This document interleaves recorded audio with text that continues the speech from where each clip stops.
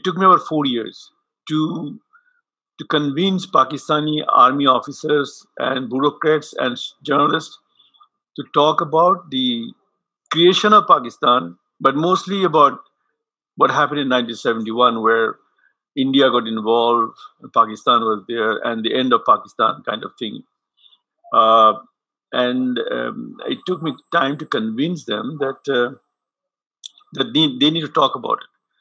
And they need to tell the story to their younger generation and stop lying, basically. So they agreed, they talked to me. And when I asked them about 1971, they start talking from 1947. So it's very interesting. First of all, for example, Pakistan has Sindhis, Baluchis, Pathans, front of Pathans, post Sindhis, Baluchis, Punjabis, and Pathans. These are the major people. But in 47, there were some UP Muslim leaders who migrated to West Pakistan. And their language and population was about 6%. But they were so powerful, they ruined their languages. Now, national language of Pakistan is Urdu. It's an Indian language. It's based on UP-based language, or a little bit of people in Hyderabad, Muslims, they speak the language, but it is not a Punjabi language or Sindhi, Baluchi, Pathans language. So they ruined their language, and then the Jinnah, Muhammad Ali Jinnah, who was the leader of Muslim League, he was completely out of track, because what happens is he was a very liberal Indian Muslim. Once the Pakistan created, he went in there, and he was completely in a different scenario. How Urdu become the national language of Pakistan, which we oppose, but Pakistanis didn't oppose, accepted that. Yeah, and the reason they accepted that, they consider Urdu is Islamic language. We never consider Urdu as Islamic language. Urdu is a language. It's a very good, beautiful language, but not any kind of religious tone with it. So, in early days of Pakistan, the Urdu-speaking people from Bihar and Uttar Pradesh were in leadership. Liaquat Ali Khan, Muhammad Ali Jinnah, the first Governor General of Pakistan, were from India. On behalf of this group, Muhammad Ali Jinnah wanted Urdu should be the only national language of Pakistan, although only about 5% Pakistanis at that time were speaking Urdu. Let me make it very clear to you, leave no doubt that the state language of Pakistan is going to be Urdu and no other language. And anyone who tries to mislead you is really the enemy of Pakistan. इस मौके पर कायदे आजम ने मौक़िफ़ इख्तियार किया। पाकिस्तान की ज़बान उर्दू होगी। कायदे आजम को खुद बोलनी नहीं आती थी Urdu. Tariq Khan. He worked in the Pakistani newspaper before moving into Canada in 2000. Why he was emphasizing on Urdu language? Which he never spoke, he never understood. He was all the time behaving like a round sahar. Who advised Quaid-e-Azam to make that announcement in Dhaka? That way back in 1933 or so, it was some committee of Muslim League around Malda or West Bengal, some town, Midnapur, and that committee, working committee, recommended that Urdu will be the language of Pakistan. I think the people who mattered were in the Muslim League hierarchy were all Nawabs and or Waderas or Peers and all that, and they all spoke Urdu. Tariq Fatah graduated from University of Karachi in West Pakistan and became a reporter for Karachi Sun in 1970. He was imprisoned twice by the military regime of Pakistan. Fatah is author of several books in Canada. To eliminate the Bengali majority in Pakistan's Constituent Assembly, it was essential that the Bangla-speaking Muslims, their voice should be cut off, and the people who migrated from India to Karachi, the capital of Pakistan, they should run the affairs. And so they were the people who used Jinnah as a puppet. Jinnah was not a strict Muslim. He never wanted to be a strict Muslim. He never portrayed himself as a strict Muslim. He wanted to be known as a man of the world, an enlightened man, a man who enjoyed life. He was not abstemious. Oh, well, he smoked, he drank. He liked all the good things of life. He drank alcohol, he ate oats. He never, ever visited a mosque in his entire life. First time he went to the Delhi's Jama Mosque, some Congress leaders had to tell him, Mr. Jinnah, you have to take off shoes in a mosque. And he said, why? So he was made to go to East Pakistan. He knew he was dying. And so he gave a speech in English to declare that the language of Pakistan will be Urdu. And that was the end of Pakistan, that very day. I guess it makes some sense, right? He was a liberal Muslim. He went to a place where he was unknown to him. He was a leader of the Muslim League. Actually, originally, he was a leader of Central Committee of Congress till 1924. And then he joined Muslim League. And it was the British who actually suggested him to build up Muslim League and do whatever they wanted, to divide and rule or whatever technique they had. So he was like that. Actually, in East Pakistan, which is half of Bengal, was a place where people from Bihar used to come here. People from Odisha used to come here. Assam's people are there. So culturally, we are much familiar with Assam culture, or West Bengal is the same thing. We are the same as West Bengal. But connecting with the Pathans and Sindhis and Baluchis was completely unrealistic. So that is what happened when the country was created. So that was the beginning. And then there was many things happened, a lot of stuff in the film.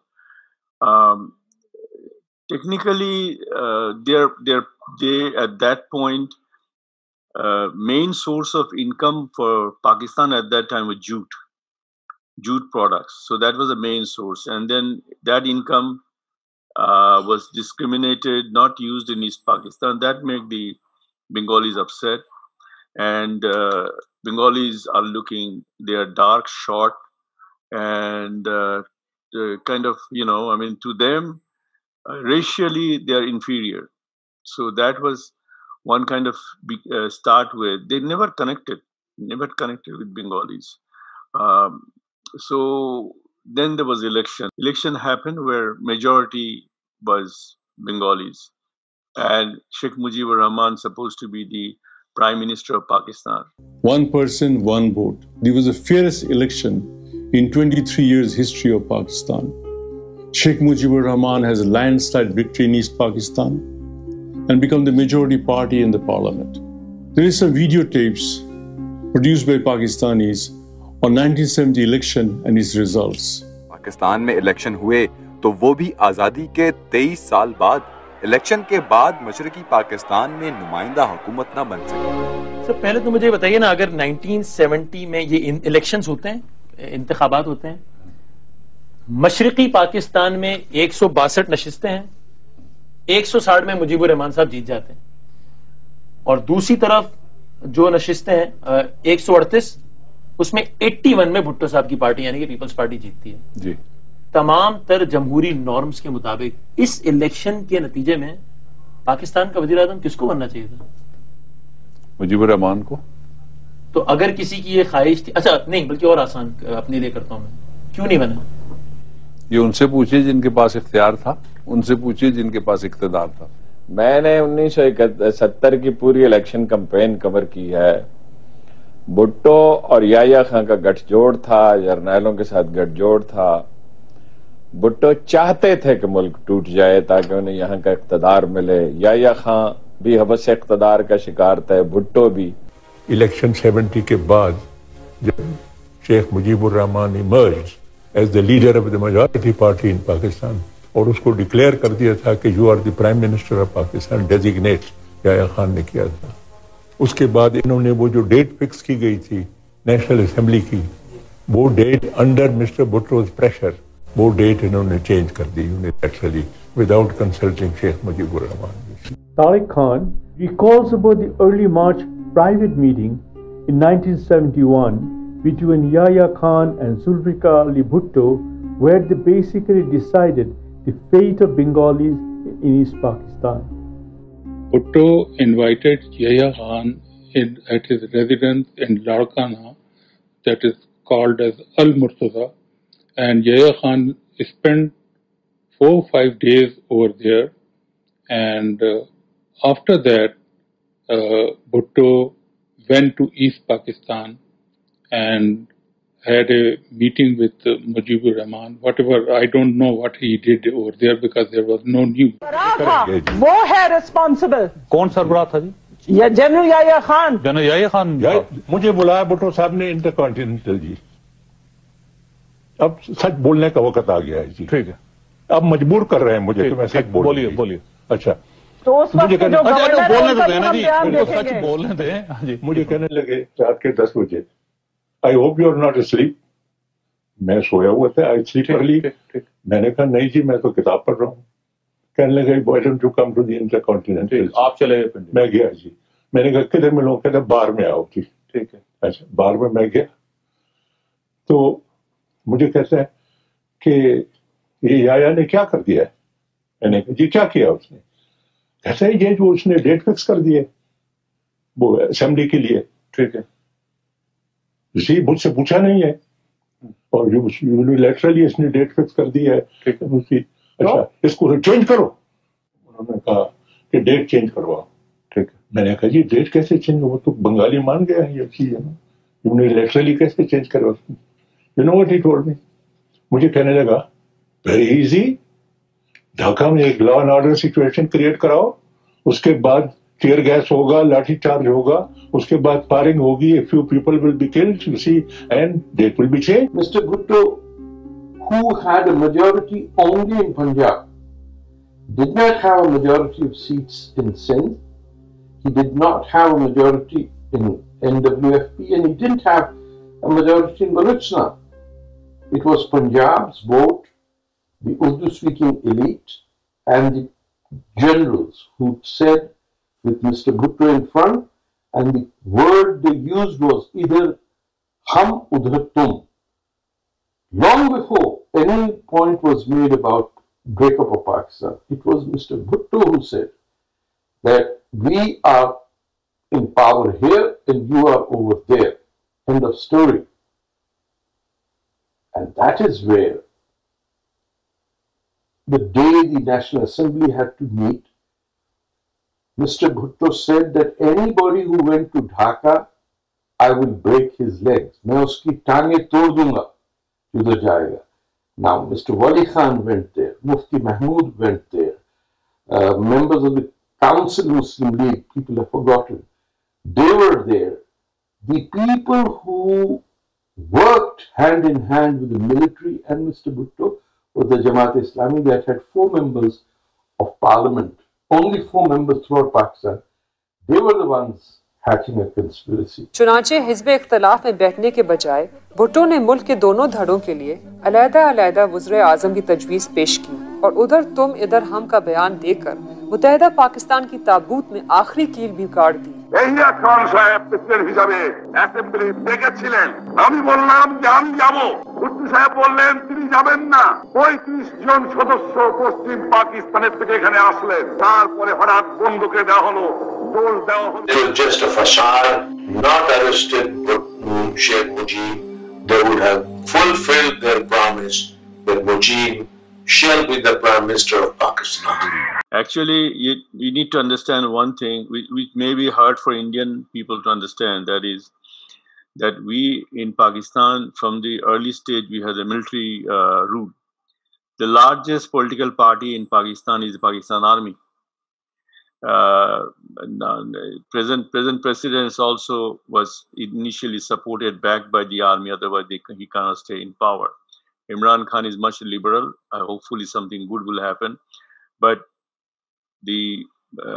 after the election result came out, Bhutto started negotiating with the the others. But others means in Pakistan is army, because there was 6 generals who used to have the most powerful. They have bank, they have real estate business, they have everything. Army runs all these business things, and they're powerful. So he negotiated with the generals and then convinced them. Finally, Yahya Khan, who is a person with a very, he was intermediate.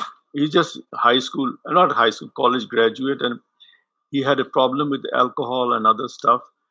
He took him to Larkana, his house in Sindh, and Bhutto is a zamindar from Sindh. He convinced him. I met the district commissioner of that time, who was district commissioner in Larkana, a Pakistani officer, Punjabi officer, and he told me that that when Yahya Khan came to Bhutto's house in Larkana to discuss something about political decision about the Pakistan's future, I said to him, "Sir, you stay in your government guest house. I can give you protection."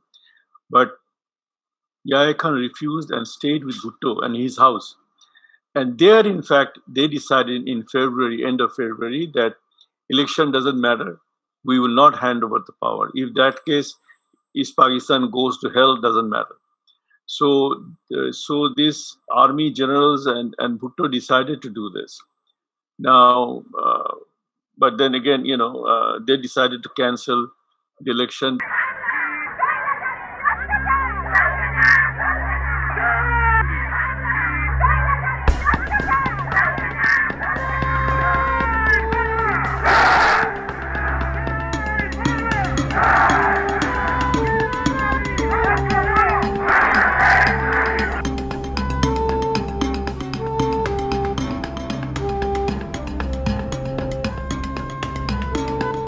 Sheikh Mujibur Rahman, the Bengalis took to the streets.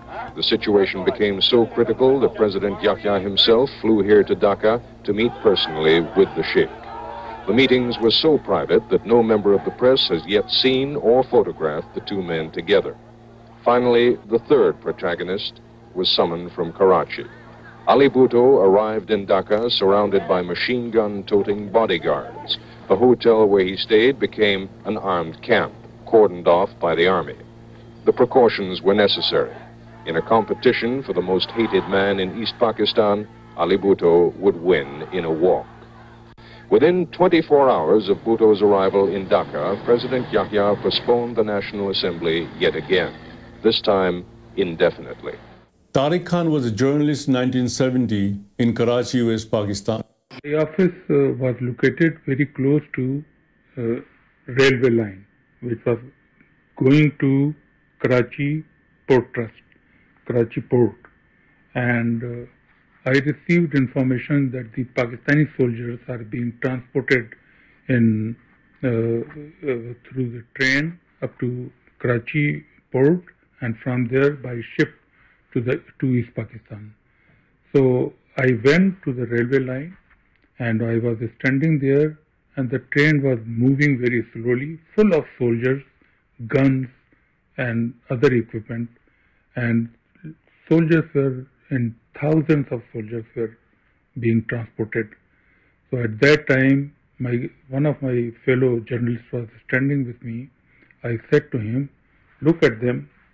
These soldiers are like Qurbani ka Bakra. They will never return from East Pakistan." And I wonder if a person like me, a non-military person, can judge this thing, that they are Qurbani ka Bakra, they are going to East Pakistan, they will never come back. How our generals, our army chiefs, they couldn't realize this thing, that what the hell they are. Actually, there was a negotiation in March, before the crackdown, before the killing start, in 25th March, between Yahya Khan, Bhutto, and Sheikh Mujibur Rahman. Basically, they were taking time to bring in shipping army from West Pakistan to East Pakistan. They were armored car, tank, whatever they had, they were bringing in, and then they were tying on airlines. India declared that no PIA, Pakistan Airlines, can fly over India. So the flight is to come to Sri Lanka, Karachi or Lahore to Sri Lanka to Dhaka. And they removed all the chairs. The army was coming, standing with their personal weapons, and weapons were coming every day. Many flights was coming. And in that covering cost was mostly USA and China was providing all kind of support to Pakistan government at that time, because you had India supporting Bangladesh, and then you had Soviet Union. So, and remember that I'm talking about 1971, when there was Cold War was going on. Vietnam was in full-fledged war against stop communism, stop socialism. That was the whole idea. So it was for Americans, it was a very sensitive matter. So they openly supported Pakistan government, military government of Pakistan. And in the East Pakistan side, there was a flag. The students created their own flag and collected weapons, whatever they can, from different sources. And the slogan was Joy Bangla, Jai Hind, kind of a slogan. So I say, oh, it's a Hindu slogan, all this stuff. But it worked as a nationalist slogan for Bengalis. So at that time, then they decided no election, but the big decision they made that we will kill them. And General Niazi, who was alcoholic and womanizer, this man to the troops often said that if you win a war, you can take their women away. So he used to publicly say that you are allowed. And East Pakistan that time had a lot of Hindu families. So when we see pattern of attacks, we see they attacked Awami Leaguers, their supporters, and Hindu families. That was systematically was done by the Pakistan Army and Jamaat-e-Islami in East Pakistan at that time. So people got scared and they ran to India, and more than 10 million people, they went there. My family went to India and my friends all got training by the Indian Armed Force to come back as to fight back. Lieutenant General Tika Khan, a Punjabi military officer in the Pakistan Army, who was known for his ruthlessness in attacking minority community members in West Pakistan. He gained absolute power in East Pakistan as a governor, as well as the military administrator. Bangladesh was bought with blood. March 1971, the year of the killing begins. Military action में secretary information was not involved, you see. मुझे रात को Associated Press का वहाँ correspondent था, उसने मुझे बताया कि the fun has started. This was done by the ISPR. Again, we were not consulted. हमारा मुंह काला हो गया, हमारे खिलाफ बड़ी publicity जो थी. The international public opinion हमारे खिलाफ हो गया.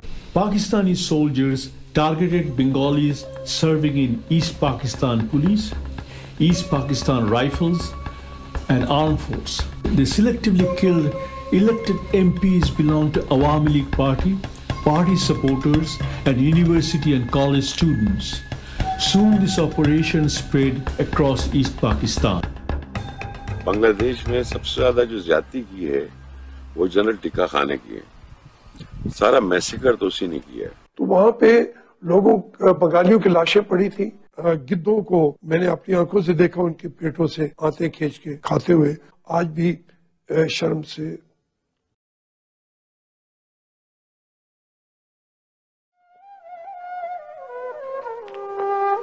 उसको बयान नहीं किया जा सकता.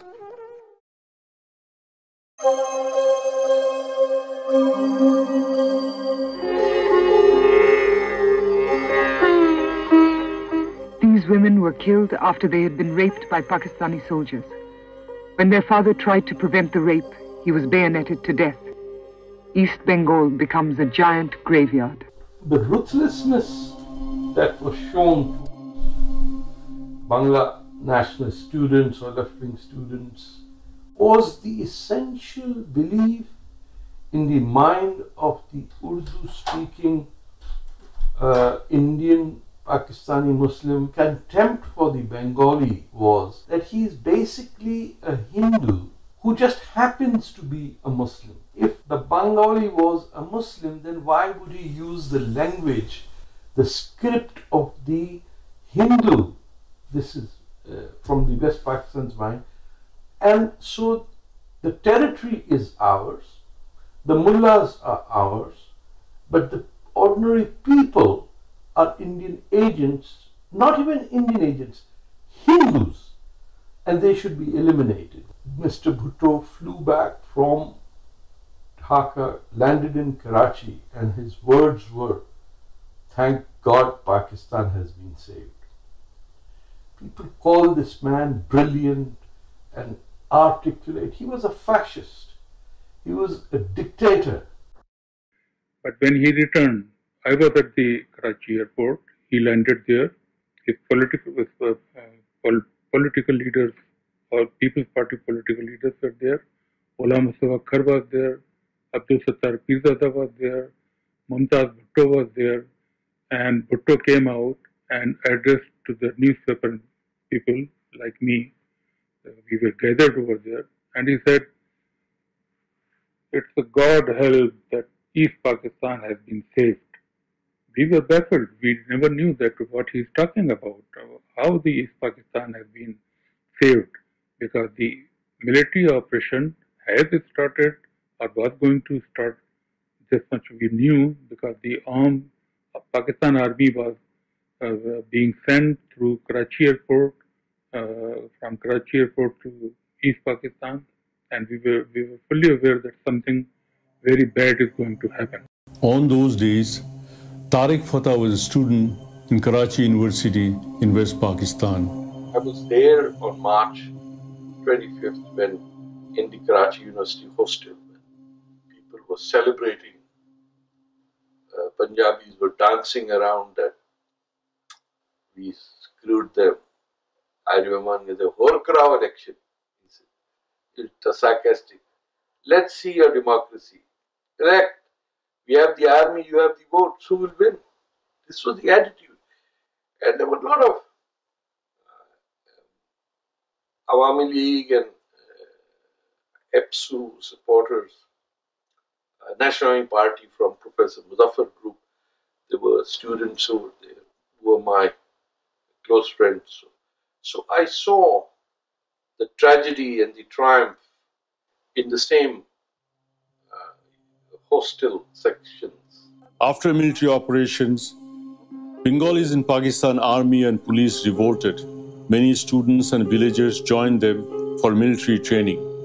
Many more crossed the border to India for organized training.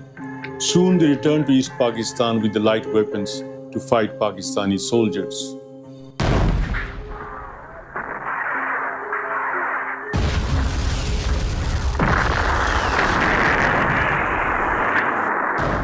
We had really a big cultural conflict with the Pakistani thought process or cultural practice.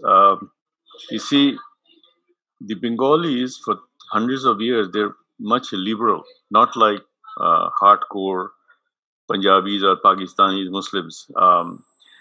We had Durga Puja, Eid, side by side, these kind of festivals. We wear saris, we wear bindis. Maybe Muslims, but many hundreds of them wear bindis and saris and all this. They didn't understand. They declare that wearing sari means Hindu, not speaking Bangla means Hindu. That kind of a concept they had, and so they come to a conclusion that killing kafirs makes no difference, and that kind of very low mentality. And Tika Khan, General Tika Khan was brought in for 6 weeks. He was Qadiani. He attacked Qadiani in West Pakistan and declared Qadianis not Muslims, not good Muslim or not Muslim at all. That kind of operation he has done. So Tika Khan came in 6 weeks, and on the first day, on 25th March 1971, I was living with my mother, and our place were attacked. My mother was in charge of a university girls hostel. The armored car get inside, killed all the fourth class employees there. The girls, there were only eight girls were there. Female students were there. They protected themselves, and me and mother were shot. Very second day, we were standing in veranda, and they keep telling us, "Open the door, open the door." We went outside to see, and immediately they shot with machine gun. We survived. Our wall and grill of the window and all gone at that point, but we survived. Now, let me show you the last clip, then we can talk. It's about the election, finally what happens, and what the president's so-called former president of Pakistan was saying about the army operation in East Pakistan. Pakistan Army was killing civilians. They targeted political leaders and members of Hindu families. They systematically raped their women and burned their houses. To avoid death, many people crossed the border to India. By November 1971, there were about 10 million refugees in India from East Pakistan. But the President of Pakistan, General Yahya Khan, was in complete denial. And these people who you saw were not refugees from East Pakistan. I can arrange a lot of influx of refugees into Pakistan if you like to come with me to East Pakistan. I'll show you how they're coming from India. But they're not coming in, nor are my refugees going back to India. Yahya Khan को मैंने कहा जी Dhaka fall हो गया है, इसका मतलब ये तो नहीं है ना जी कि अब पाकिस्तान लड़ाई खत्म हो गई है, फिर तो ये तो ऑल आउट वार है. Dhaka is a part of my country, east Pakistan is half my country, you know. ये कैसे हो सकता है जी? पता है मुझे क्या जवाब मिला जी? This is in support of what you are saying जी. मुझे याह्या खान छोड़ो यार, एक सारे काले बंगालियों की खातिर हम वेस्ट पाकिस्तान को खतरे में डाल दें. There is no literature available. I have been searching, I have not found. How did he spend the last 2 or 3 years of life? You know, what did he do? What did he think? Did he write anything? Because he must have died with a very guilty and heavy heart. Imran Khan and others two other presidents, they said that we used to discriminate against them. We army gave the election after election. We are the people who give the election. Result came out, we kill them. So that kind of things, and that's it. And that's why we lost East Pakistan.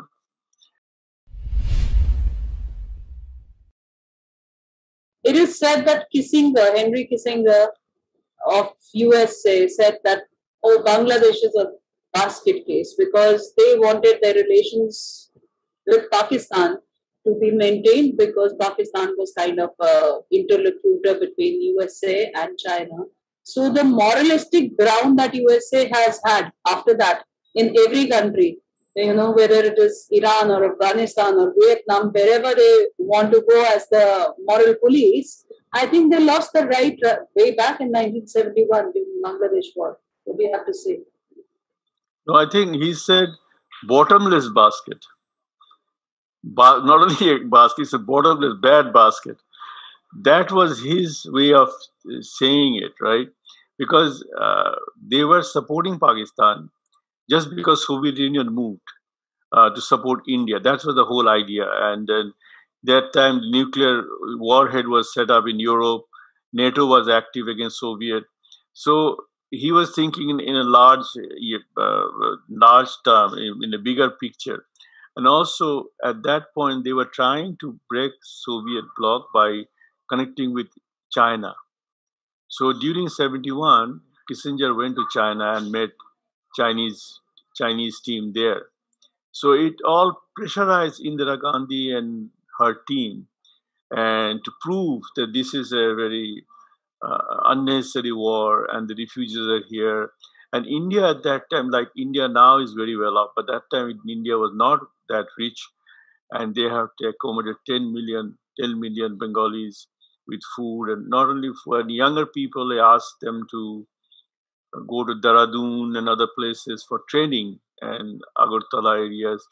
So quick training, provided them weapons, bullets, and all this stuff to go inside to do the war. So apparently, if you see at that time, people didn't know that Pakistan largest earning is from East Pakistan, and it was a low profile. For example, I am in Canada now.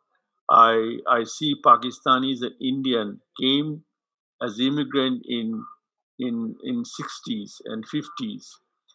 East Pakistani people never get a chance to go to Canada at that time. It was blocked. It was all done by Islamabad. And then discrimination was systematic, very systematic discrimination. Well, see, what happens is, although Bangladesh is doing much better than Pakistan now, economically, job-wise, per capita income is almost double of Pakistan, and it will grow more.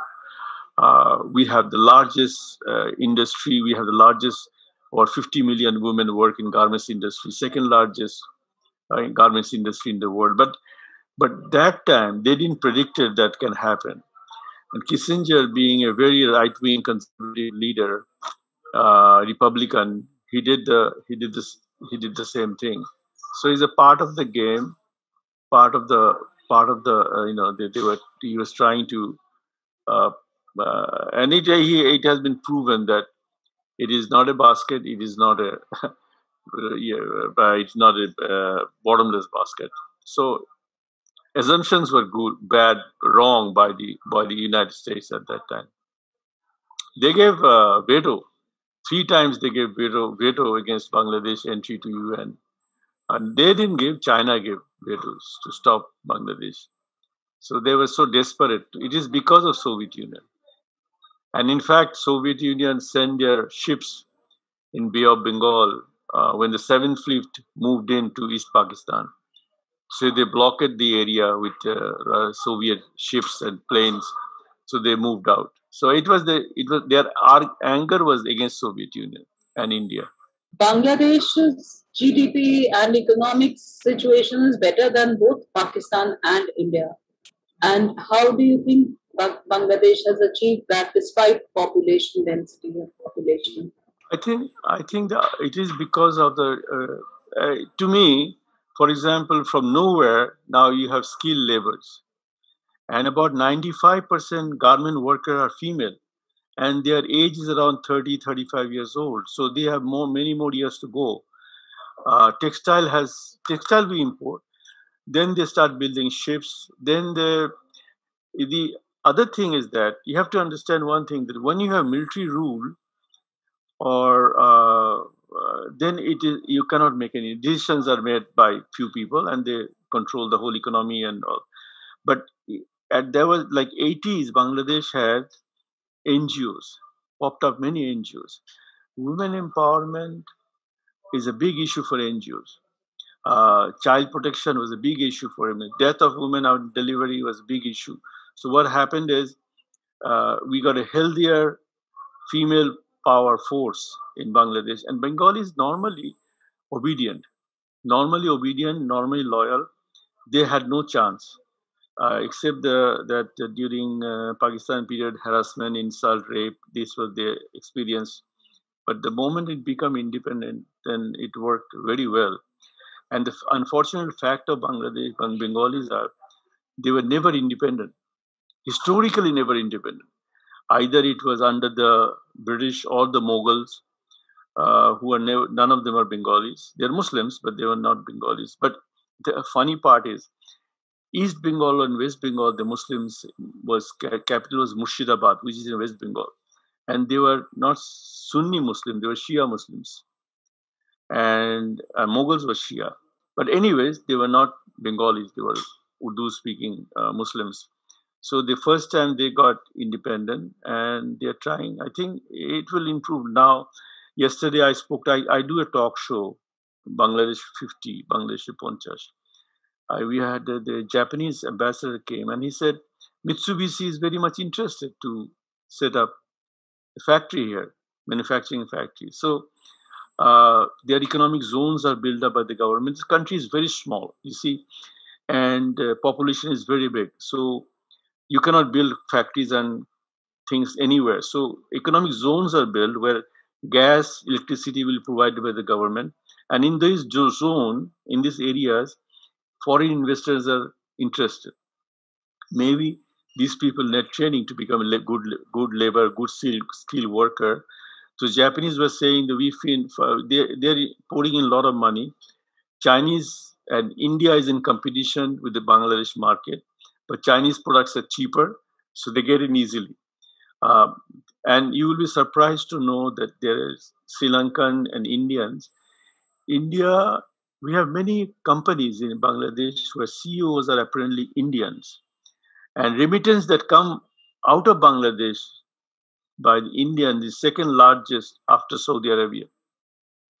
So we often meet Indians working in different garments industry and all, not in television, but other industries. So it is kind of, in this phase, what Bangladesh need is investment and skilled person to push it to go at some place, somewhere. My question is, just after the independence, before Sheikh Hasina came in Bangladesh, the events, it's my personal belief, events led me to believe that, that there's a lack of sense of gratitude towards the people of Bangladesh, from the people of Bangladesh towards India. That, okay, the country which helped us, in liberation. And then I remember when General Irshad was there as dictator of Bangladesh, I was a kid, or probably 10th, 12th class. So at that time, there were many conflicts between India and Bangladesh. So, I had a classmate from Khulna during my postgraduate this thing. And whenever I used to talk to him, I clearly felt that, India, okay, whatever they did it for their own political goals and their own political ends. So I really still fail to understand that lack of sense of gratitude. I mean, that's what I wanted to understand. You see, you're talking about General Irshad. General Irshad was in East Pakistan when the army crackdown happened. Then he ran away to West Pakistan. He was disarmed because as a Bengali, he was disarmed by the Pakistan army. Then he went to Pakistan and stayed Pakistan. And 1974, he returned. Irshad's one thing he did was declare in the parliament, because democracy didn't work when the military ruler is in power. He came to power after assassination of Zia. So it's he had absolute power. And democratic system didn't work. So he declared Islam is the main, it is not Islamic State, but Islam is the main religion of the country. So that's what he did. And once you put, like, Islam is the main religious, no government can remove this. Because once you establish that, it is very hard to remove such sentimental things. So it is still there. But previously, it was nothing like that. It was like secular.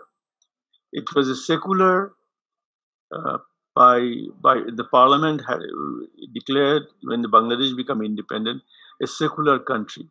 But secularism died when he introduced, with his controlled parliament, Islam is a main religion. It's a main religion of the country.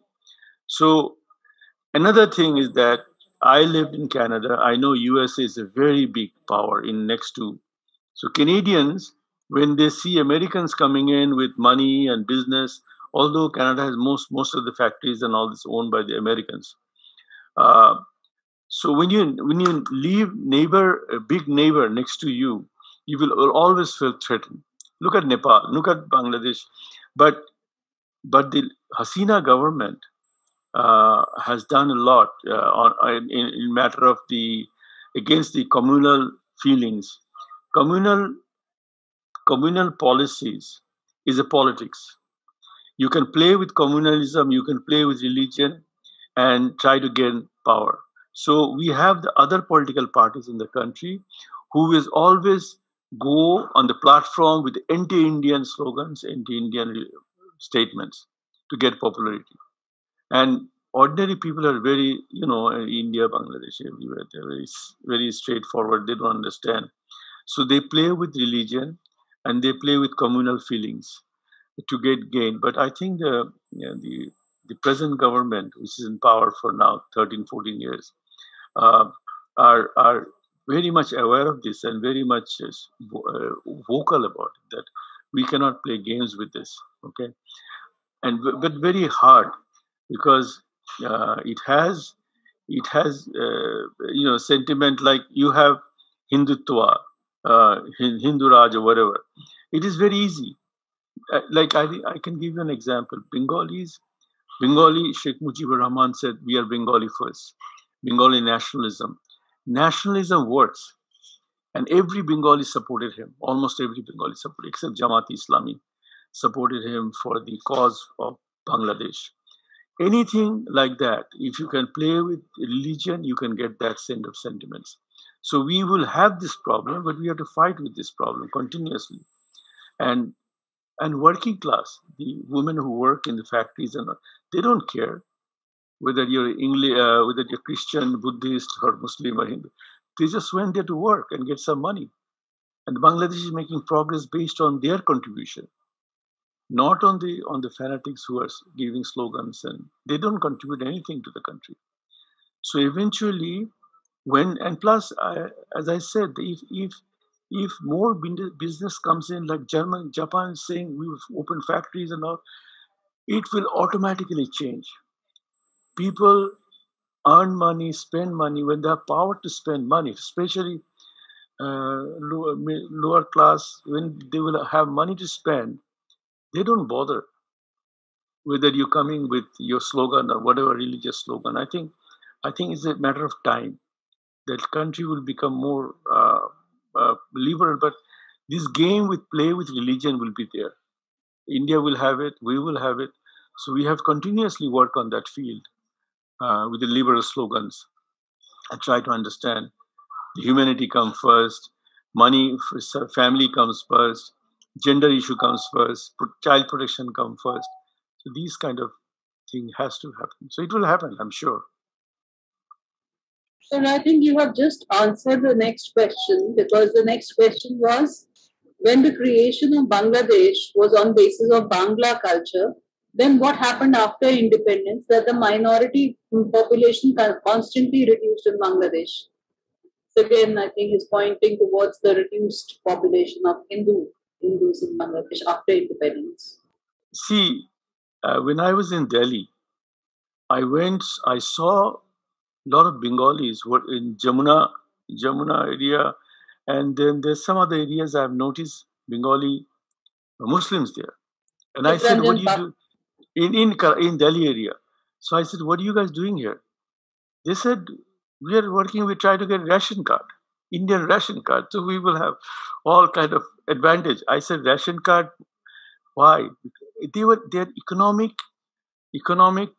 refugees, not religious or political refugees. But then as Bangladesh is making progress, as the Bangladesh is less number of people would like to go. But many Hindu friends we have here, half of their family lives in Calcutta. They go back and forth. But they have business here, they have a job here. So they stay in Bangladesh, but often go. It's common. We commonly see Bengali Hindus not Hindus, they're Indian citizens, Bengali Hindu Indian citizens, they visit here. And this communication between West Bengal and East Bengal is very high. If someone is getting married, they go to New Market in Calcutta to buy their clothes for the marriage. Unless we make good clothes, they will go. There are fields like medical treatment. In medical treatment, people go because some people think that medical service in India or Calcutta is cheaper than Bangladesh or better service. So this communication will back and forth will go. That makes you exposure to different culture. Plus you have many Bengali students in high school, in college, university studying in. So when they return to Bangladesh, they have different perspective, life. So these, I'm not saying the culture, but this back and forth culture will improve. I think in long run, Bangladesh will benefit by this exposure. I hope so, because there are a lot of people coming in. They finish their schooling on time, university, no jam. They finish on time, they come back. And they represent different perspective of life, much open. I mean, because of exposure, right? I lived in Canada. I know exactly how it works. So if the Hasina type leadership stays, I guess then the exposure and activities will increase and things will improve. That's what I believe. I just have an observation to make, and then I'll come to the question. The religion angle, and there's more more of a strident Islam, if I may say, in Bangladesh, which came in, and you feel that it's sort of receding, and your comparison with Hindutva. So I have a little bit of an objection to that. I really don't think that that's quite a fair comparison in terms of. Question was about Mukti Bahini and the role of Mukti Bahini. What happened after independence and so on? And the second question is, what is your opinion about the status of affairs with regard to religiosity in Bangladesh? Because it is known to have terror organizations as well, and that is growing. Do you feel that unlike earlier where the culture of Bangla was strong, like, the Bengali culture, the Bengali feeling, there is a certain influence which is coming in, a certain Wahhabization, a certain sort of, do you feel that is happening? First of all, you had observation, Hindutva. I'd like to know if you could explain to me what is the difference actually, because you remember any kind of like Donald Trump, America first, USA. His slogan was that, but it didn't work in an educated society, in an educated country. They voted, but then Trump got a lot of votes. Any kind of nationalist feelings, it can be based on, like Hitler said something. They are the supreme people in the world, so they have to capture the world. Okay, fine, and he did, and he didn't actually. He tried. So Sheikh Mujibur Rahman, Bangabandhu said that we are the Bengalis. We must respect ourselves first. We must learn ourselves, and we stand together against Pakistani this oppression. So the Bengali nation standing is with him. Okay, so any kind of, to me, any kind of nationalistic feeling, it can be based on religion or non-religion, or it can be regional. It works.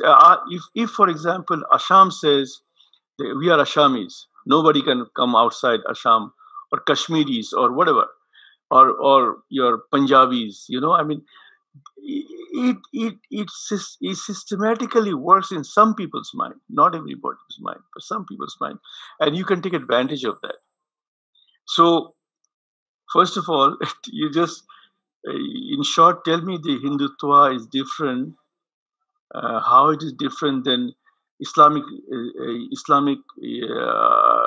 fanatism in Bangladesh or whatever.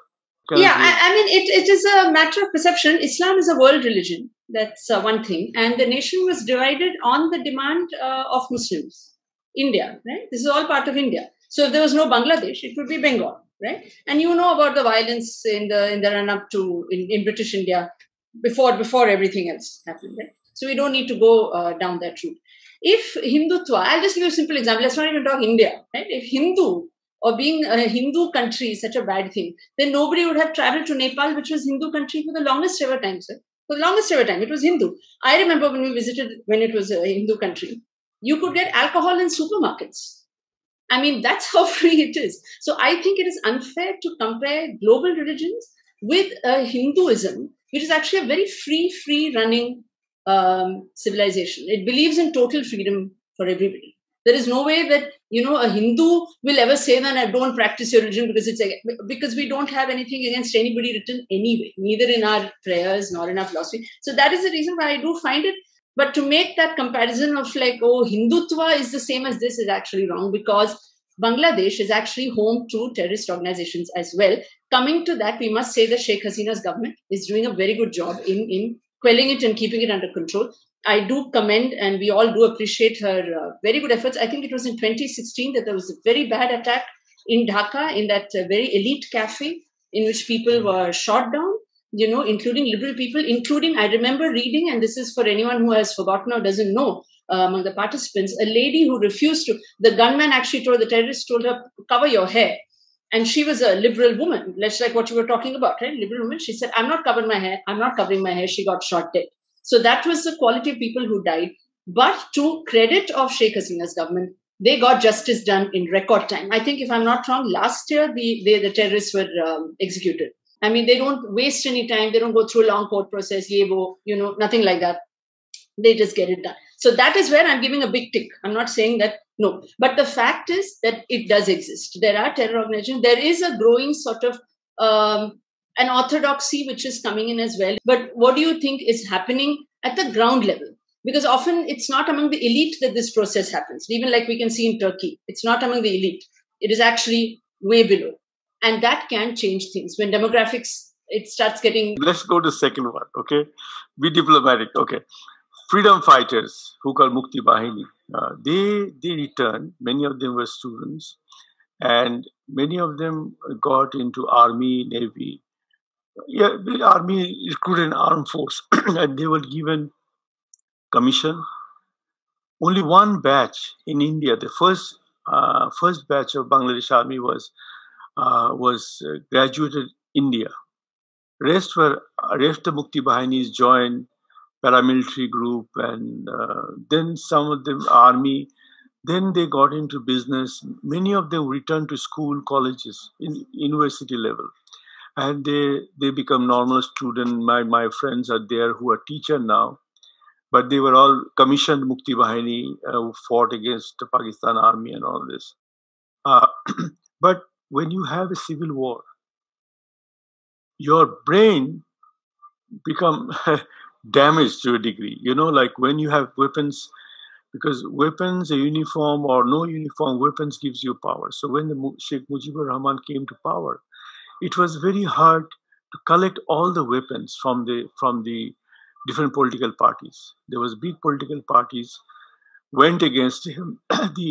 the student league, the Awami League's student wing, on the name of slogan of socialism, progressive politics, they moved out, and they refused to submit. Many of them refused to submit the weapons. And you may remember in 60s and early 70s, the Naxalites movement. The Naxalites movement, they refused to submit the weapons. So they hold the weapons. And you may also remember that Indian Armed Force left Bangladesh within 3 months. That is a rare example for the world. Indira Gandhi promised that once Mujib returns, our armed force will give him the last salute and return from Bangladesh. That is because otherwise they become occupied army of Bangladesh. So they all returned. With them, they took 93,000 Pakistani soldiers to India. These soldiers stayed in India for 3 years as POW. So, and that was the part of the history. But what happens is, at the moment, you know what? Yes, you are right. It's an international religion. It's not a localized. Like India has Hindus, then Islam is all over the place, spread all over the places. And politics happens in Syria. Politics happens in oil fields, capturing oil fields, fighting for the oil fields. All this stuff affects. And sometimes West also create, some fanatics and you see all this Libya, Egypt, and Syria, all these countries, whatever happens there, it has an effect on Bangladesh Muslims to a degree, younger generation. But then inside, in the ground level, General people, villagers are very religious. They go to mosque regularly. They go to mandir regularly. So they're kind of, and there, what you're preaching is important. The government is to make sure this stays within the limit of Islamic discussion, religious discussion. Sometimes that platform is used by some groups to spread hatred, spread religious terrorism. And then you have also Islamic schools, madrasas. So some of the madrasas, not all the madrasas, there are some madrasas, there are teachers like that. There are students like that. And present government sometimes faces the problem with the young madrasa student, age 13, 14, they all come out in the street and their number is very high. So this system needs to be addressed eventually. That madrasa needs, students need to learn, for example, science, technology, English, Bengali, and all this stuff. They're doing it now. Prime Minister has tried to give them money and open up school teachers and others so that it can be modified. And so systematically, if you're talking to mosque imams in the mosque, call them for workshop discussions. That is government is doing. Madrasa education, updating madrasa education with English, Bengali, science, physics, chemistry, government is trying. So it has to work on that level to make some changes in attitudes and understanding, which is not easy. So and plus one advantage we have being Bengalis, we are very hard to become a fanatic. It is a tradition, it's culture. You have to see our speaker is a woman, our opposition leader is a woman, our prime minister is a woman. Tolerance is not a Durga Puja, but it is kind of a culture. It's a culture in the world where you don't see this. You don't see this. Of course, all of South Asia is like that. Devis are female Devis. In other religions, you don't have that. No female has that position in any other religion, but Hindus has. I'm not saying that it has to do with anything to do with our prime minister or our opposition leader or the. So it's a culture where we have tolerance for women and tolerance for other religions. We grew up, and if you see the Eid festivals happen, so many Hindu families comes and enjoy food during the Eid.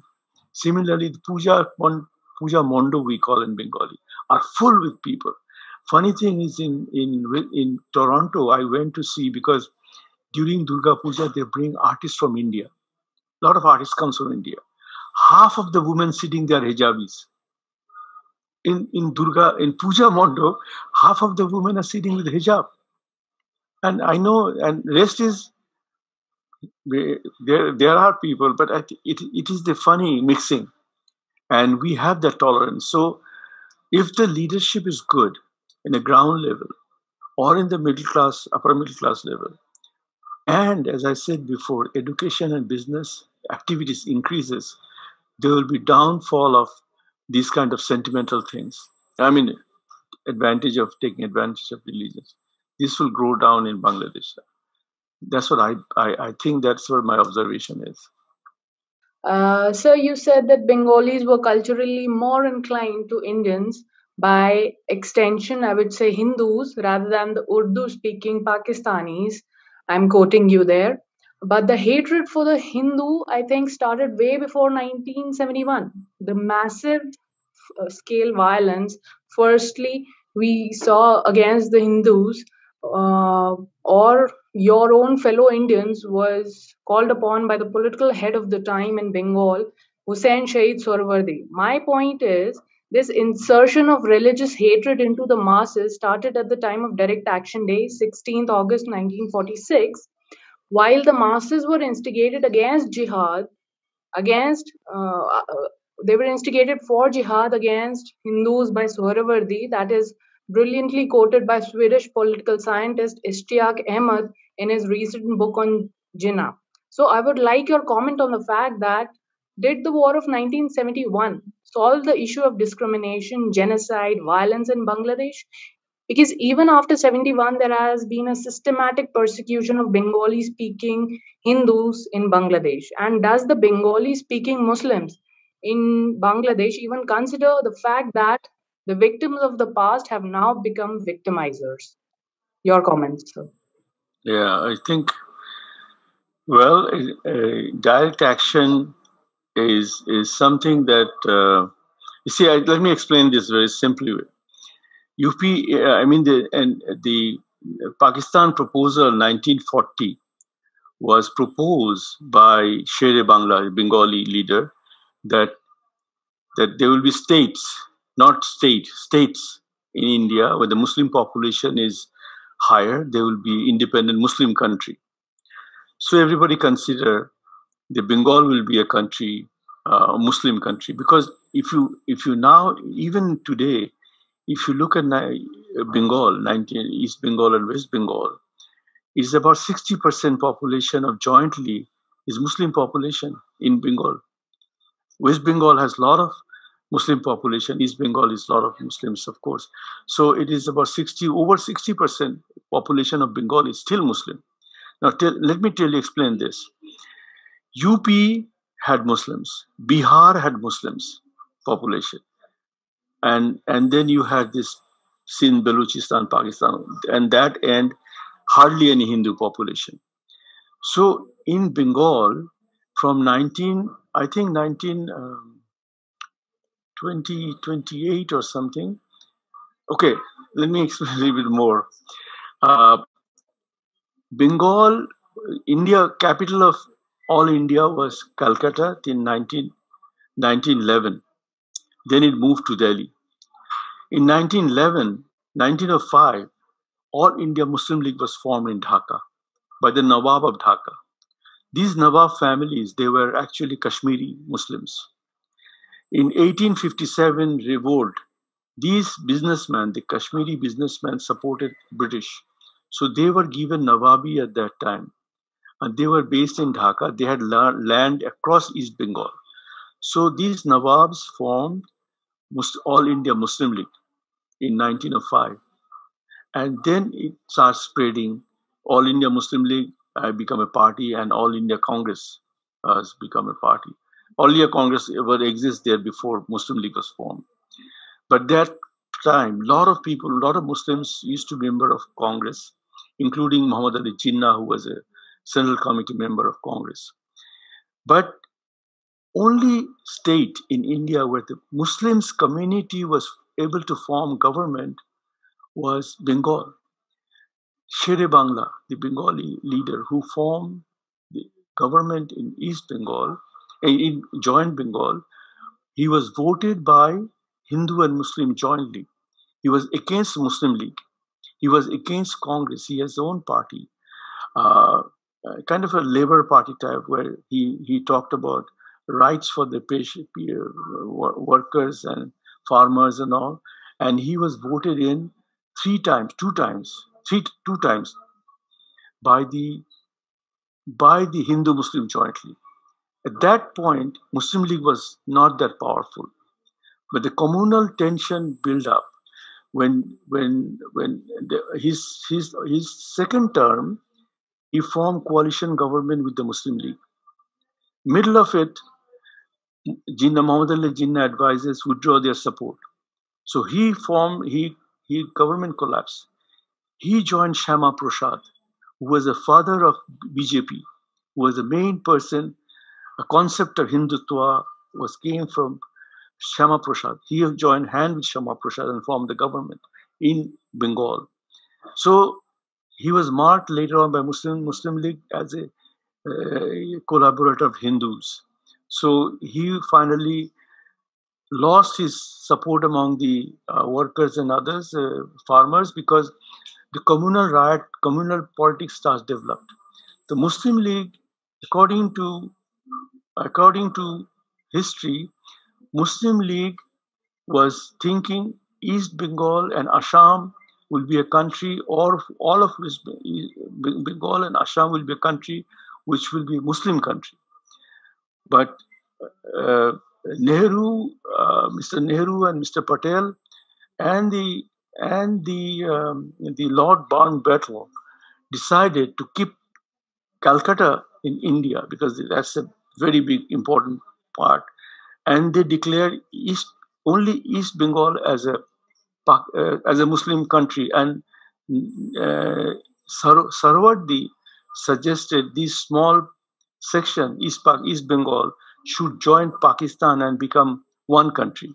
That proposal came from Sarwardi. In 1946, when this, in a book Sheikh Mujibur Rahman wrote, only in 46 we came to know that we will get only East Bengal, not the whole Bengal. We know that this decision has been made by the British in collaboration with the Congress Party.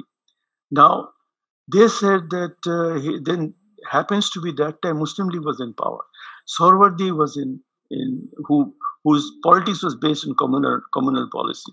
He based on anti-hating Hindus, but basically his politics.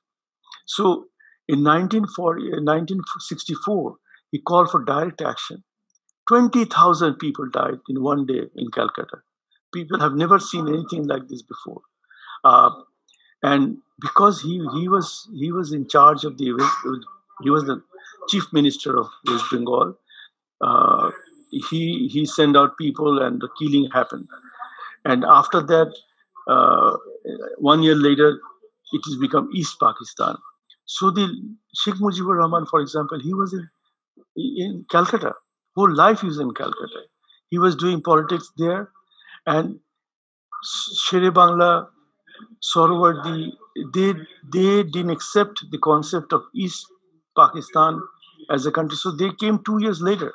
Shere Bangla, who was a prominent leader of Bengali history, who stayed in Calcutta, then came back and formed the government. And after forming the government, he went to Karachi for a meeting. He went to Calcutta. In Calcutta, he declared that our heart is here in Calcutta, our body is in East Pakistan. And once his return, he was the chief minister of East Pakistan that time. His government collapsed by the Pakistan government, Pakistan Central Committee, central body. So his government collapse only lasted for less than 2 years. So that kind of sentiments, people staying, he used to practice in Dhaka High Court and lived in Calcutta. It happened at the beginning. So for people in Bengal, it's very hard to understand what is happening, why we are into this trouble, we are in this strange arrangement. So this confusion continued for a while, but Pakistan is helped by hating us, killing us, attacking us. So mobilize the whole thing under the nationalistic feeling in East Pakistan, in East Bengal, East Pakistan.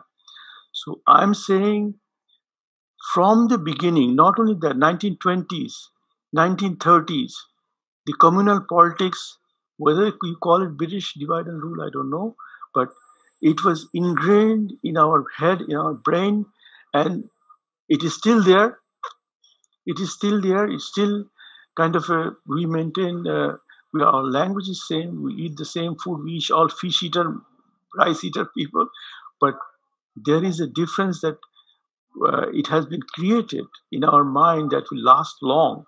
But diversified situation, we have to be united.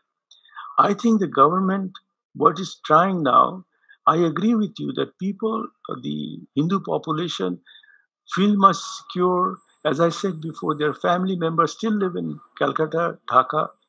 There are many of my friends in Hindu families. Half is there. So it is. We have accepted that because of sudden division, families just moved, and in fact they went to India, and job wise, financially they're doing very well. So this communication between East and West will continue. At the same time, there will be a simultaneously the communal issues has to be addressed. It will not go away. It will not go away. There's no way. Hasina government can try, but as I said before, at the ground level, it has to work. It has to start working to bring changes among the.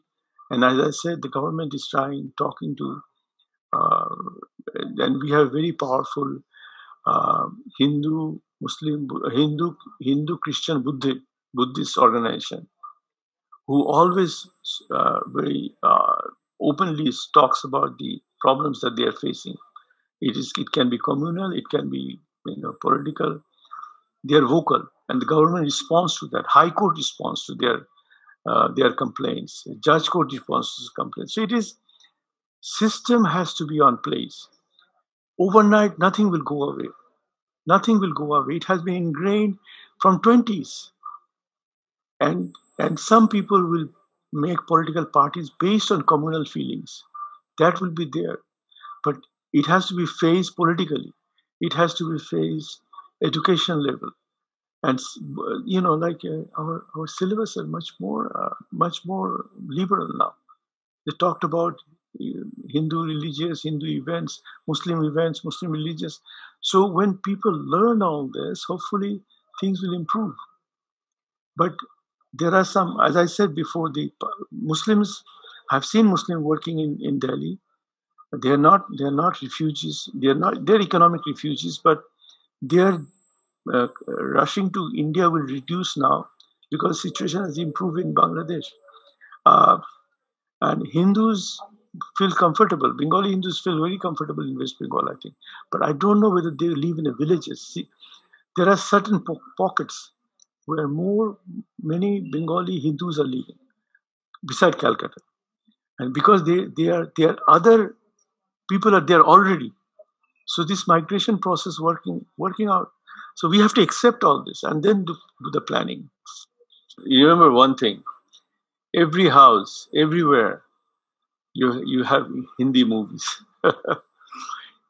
It's a tremendous impact on telephone and everywhere. So there is an audience, large audience has been built in Bangladesh watching, and there are kids who speak Hindi because they continuously seeing Hindi movies and all. So the sky is open. You cannot stop the internet, and also it's a mixing happening, and I hope that this internet will be used for good purposes, but you cannot stop communication and you cannot hide anything. It will be there. So it's not only India. Even Bangladesh has Turkish movies, Turkish drama, Hindi movies, Hindi drama. People are continuously. Bangladesh watches a lot of daily soap, Indian daily soap every day, which is based on Calcutta or West Bengal, So I don't know. It's not your question or answer, but I'm saying that it is open sky, watching movies, watching every day daily soap, Bengali daily soap from Calcutta. Things will change automatically.